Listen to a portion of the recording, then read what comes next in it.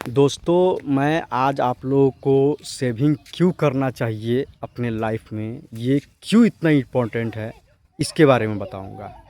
और सच में ये इस वीडियो को आपने अगर पूरा पूरा देख लिया, पूरा वॉच कर लिया, तो यकीन मानिए आप अपने आप में एक ऐसा मजबूत इंसान बन जाओगे जिसको कोई सहारा की ज़रूरत नहीं पड़ेगी, किसी बैसाखी की ज़रूरत नहीं पड़ेगी। इसीलिए इस वीडियो को पूरा देखिएगा। अच्छा लगे तो सब्सक्राइब कीजिएगा, कमेंट कीजिएगा, लाइक कीजिएगा। तो मैं आज इस वीडियो में बताऊंगा ये सेविंग क्यों करना चाहिए। आपने बहुत सारा वीडियो ऐसा देखा होगा जिसमें बताया जाता है कि सेविंग कैसे करें, लेकिन मैं ये नहीं बताऊंगा कि सेविंग कैसे करें, मैं बताऊंगा सेविंग क्यों करना चाहिए। ठीक है, और क्यों ज़रूरी है हमारे लाइफ के लिए। बहुत वीडियो देखे होंगे, लेकिन ऐसा वीडियो मैं गारंटी बोलता हूँ नहीं देखे होंगे। आपके लाइफ से जुड़ा हुआ चीज़ ही बताऊँगा जो आपको एहसास दिलाऊँगा, ऐसा होता है, ऐसा होता है। ठीक है, तो मान लीजिए जो आपके बच्चे हैं, मान के चलिए जो आपका बच्चा है, जो आने वाले समय में बुढ़ापा का सहारा बनने वाला है, ठीक है, वो उसका आपने बहुत बढ़िया परवरिश किया, पालन पोषण किया।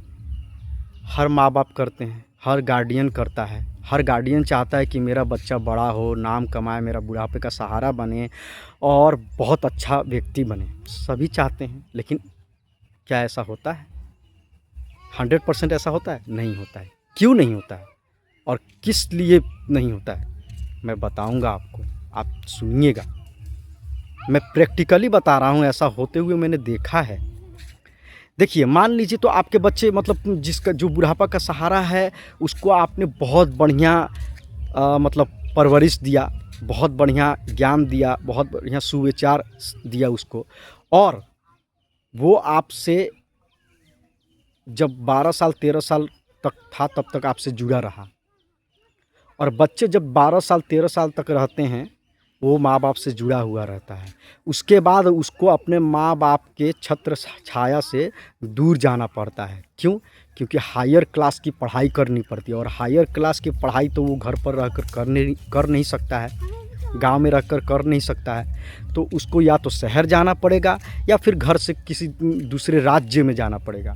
ठीक है, तो असली खेल वहीं पर बदलता है।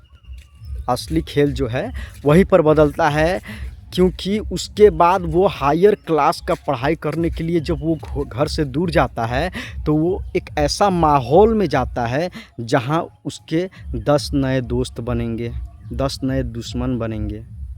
एक ऐसा माहौल मिलेगा जहां उसको ढलना पड़ेगा, और वो 10 दोस्त ही उसका आगे का ज़िंदगी कैसा होगा वो तय करेंगे।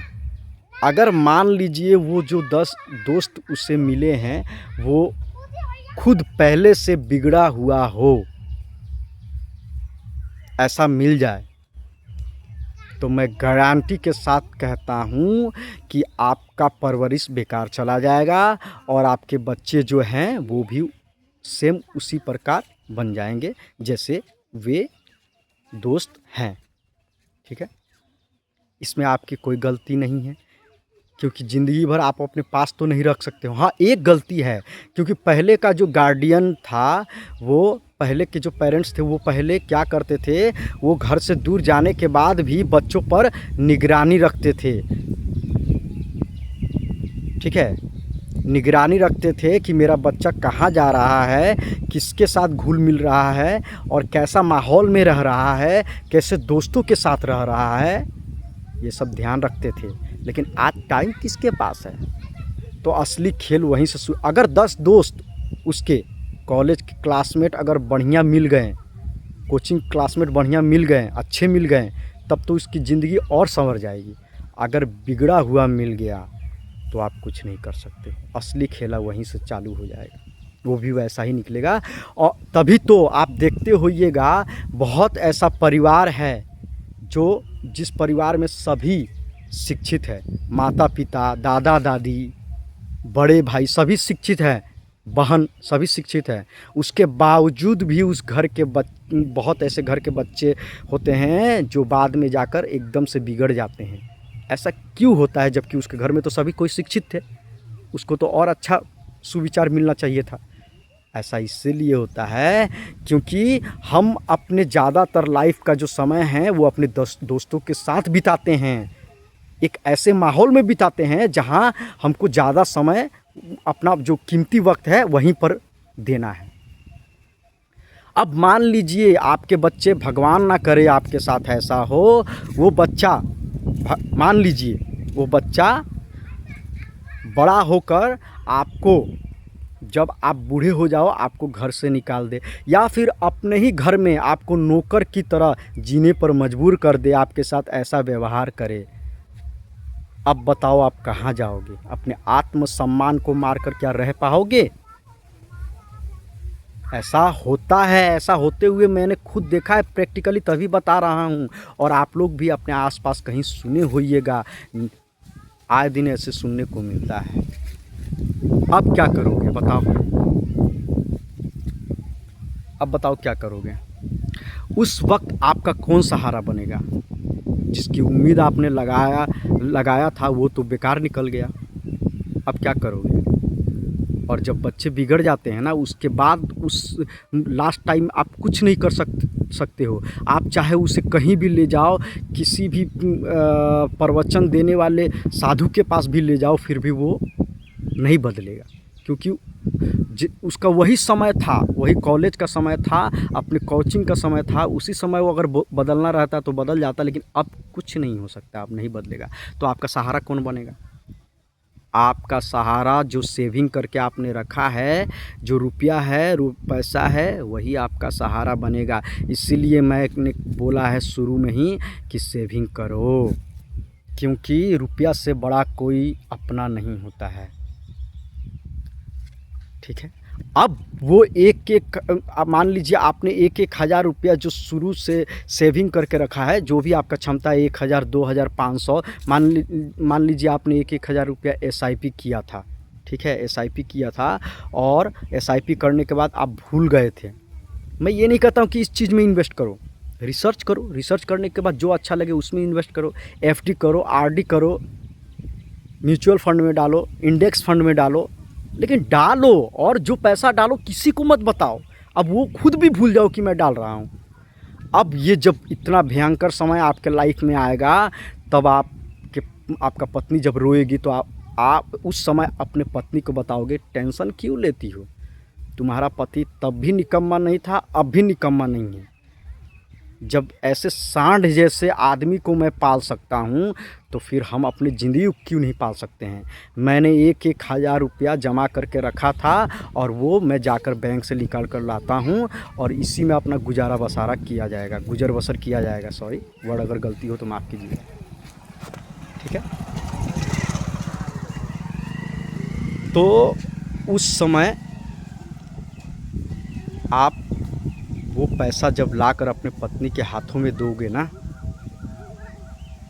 आपका पत्नी सच में वो 10 साल और जवान हो जाएगी, आप भी 10 साल जवान हो जाओगे। वो पैसा आपको जवान बना देगा, वो पैसा आपको और मतलब एनर्जी ला देगा आपके शरीर में, आप जवान हो जाओगे, पक्का मैं गारंटी बोलता हूँ। ठीक है, क्योंकि बुढ़ापा जल्दी तभी आता है जब आपके पास टेंशन हो जाता है, आप मानसिक तनाव में चले जाते हो, कोई ऐसा बात जो आपको काफ़ी परेशान करता है, तो समझिए आपका बुढ़ापा बहुत जल्दी आने लगा। चाहे जिस प्रकार का भी मैटर हो, वो अगर परेशान करने लगे आपको, उस परेशानी को ही मार दो। और उस परेशानी को मारने का एक ही हथियार है, रुपया, पैसा, सेविंग। दूसरा कुछ नहीं है इस लाइफ में, कुछ नहीं। मान लो आपके, इसका पॉजिटिव सोच भी हम देखते हैं। मान लो आपके जो बच्चे हैं, जो बुढ़ापा का सहारा है, वो बहुत अच्छा परवरिश हुआ है, उसका बहुत अच्छा है वो, ठीक है, बहुत बढ़िया है, वो बिगड़ा हुआ नहीं है। और कल को उस समय तो एक जैसा नहीं रहता है ना, और फ्यूचर कौन जानता है कब किसके साथ क्या हो जाए। मान लो वो बहुत बड़ा एक मुसीबत में पड़ गया, बिजनेस उसका डूब गया, बहुत बड़ा मुसीबत में पड़ गया, ऐसा समय आ गया कि वो आत्महत्या करने जा रहा है, डिप्रेशन में चला गया, माफ़ करना, ऐसा भगवान ना करे किसी के साथ हो, लेकिन मैं बता रहा हूँ सच्चाई है, डिप्रेशन में चला गया। उस वक्त जब वो आपके पास आएगा, बोलेगा पिताजी अब मुझे समझ में नहीं आ रहा है मैं क्या करूँ, मुझे अब कर्ज लेना पड़ेगा किसी और से, जा रहा हूँ इससे 1 लाख रुपया मांगूंगा, लेकिन 5 रुपया ब्याज बोल रहा है कि 5 रुपया ब्याज जोड़ कर देना पड़ेगा, मैं कहाँ से दूंगा, क्या करूँ, मेरे पास दूसरा कोई रास्ता ही नहीं है, मैं पैसा कहाँ से लाऊँ, ठीक है, मुझे समझ में नहीं आ रहा है पिताजी। और उस वक्त जब आप अपने बेटे को बोलोगे कि बेटा तू चिंता क्यों करता है, टेंशन क्यों लेता है, तेरा बाप है अभी, बाप एक ऐसा दीवार है जो बेटा, जहाँ बेटा हमेशा सुरक्षित महसूस करता है, तेरा बाप है, चल मेरे साथ बैंक में। तब उसको सच्चाई बताइए कि मैंने तुम लोग को आज तक नहीं बताया, मैंने 1-1 हज़ार रुपया, 500-500 रुपया, चाहे 2-2 हज़ार रुपया जमा कर रखा था, SIP कर रखा था, इन्वेस्ट किया था, जमा करके रखा था, सेविंग करके रखा था, चल बैंक में देखा जाए कितना है। जाकर जब देखो कि 10 लाख रुपया है, 12 लाख है, 20 लाख है, जो भी है, जितना समय दिए हो उतना रुपया है, आपका बेटा पता है वो आपको भगवान तो मानता ही है, लेकिन उसके बाद वो जो भगवान है ना, शंकर जी भगवान और जो भी हमारे हनुमान जी भगवान हैं, गणेश जी भगवान हैं, वो सभी को भूल कर अब बोलेगा मेरा एक ही भगवान है, वो मेरा पिता है, मेरा बाप है, इससे बड़ा भगवान मेरे लाइफ में कोई है ही नहीं। वो आपको अपना ज़िंदगी मान लेगा, ज़िंदगी मान लेगा, यकीन के साथ बोलता हूँ। किस वजह से? उस सेविंग की वजह से, उस रुपया की वजह से, उस पैसे की वजह से।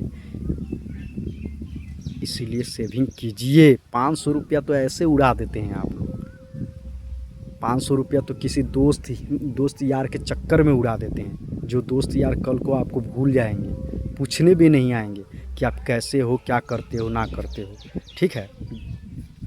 और क्यों पूछने आए, उनका भी तो परिवार है ना, उनका भी तो ज़िंदगी है, आप ही लोग के चक्कर में रहेगा क्या? वो फिल्मी स्टाइल में अच्छा लगता है, फिल्मी दुनिया में अच्छा लगता है कि दोस्त दोस्त के लिए जान दे देता है, वो फिल्में हैं, रील है, ये रियल लाइफ है, यहाँ ऐसा नहीं होता है, ऐसा नहीं होता है। मैंने प्रैक्टिकली महसूस किया है, तब बता रहा हूँ सच में।